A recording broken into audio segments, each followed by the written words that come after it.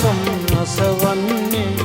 සැමියයි බිරිඳයි නැත්දකසේ ජීවත් විය යුතුවේ සැමදා ජීවත් විය යුතුවේ සැපවත් පවුලක පරමාර්ථේ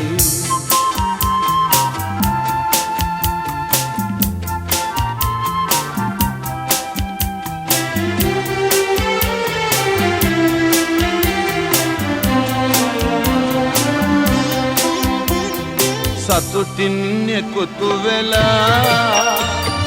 නෑක මිතුරන් හා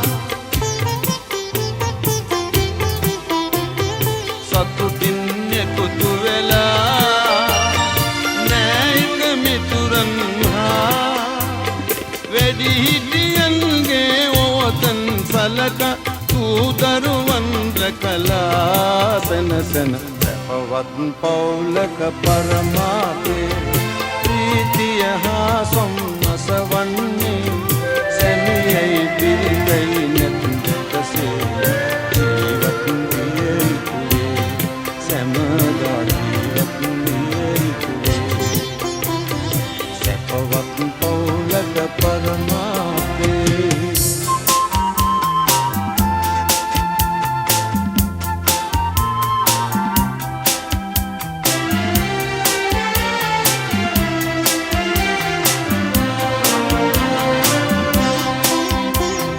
පාදක සිඳ බිඳදා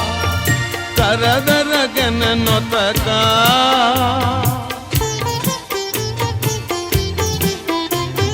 පාදක සිඳ බිඳදා කරදර ගැන නොතකා